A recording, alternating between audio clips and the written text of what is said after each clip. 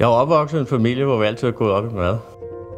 Da jeg var dreng, så var jeg sådan en, der røg ål. Jeg fangede 100 ål herude hvert år. Det der med at lave mad udenfor, det har jeg altid syntes var fantastisk. Og på et tidspunkt, så tog jeg ud at rejse til Australien og Canada. Specielt i Australien er der en helt unik grillkultur. Og det blev jeg virkelig grebet af. Og det du kan på en grill, det er, at du har røg og damp, og du kan lave nogle ting udenfor, som du ikke kan lave i et køkken.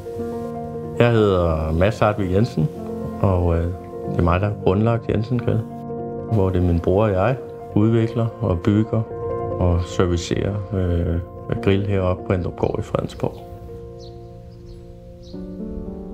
Ideen opstod i en frustration over, at det, der eksisterede, ikke... Jeg synes ikke, det fungerede. Jeg gik jo og spekulerede over, om ikke det var muligt at kombinere gas og kul. I starten tænkte jeg ikke på det som en forretning. Der tænkte jeg på, at jeg manglede en grill.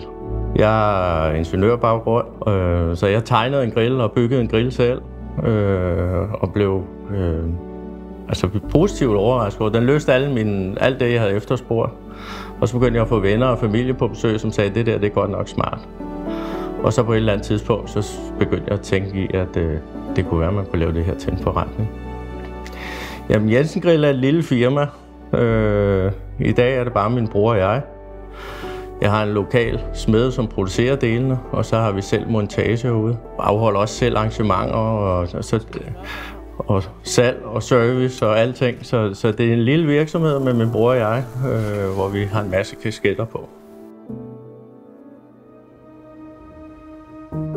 Jensen Grillen, hele basisfunktionen, er en kombigrill, hvor vi har gas og kul i samme enhed. Så har vi bygget en masse ting op rundt omkring den. Og det er jo nogle behov, der dels har været med fra starten, og nogle, der er kommet til.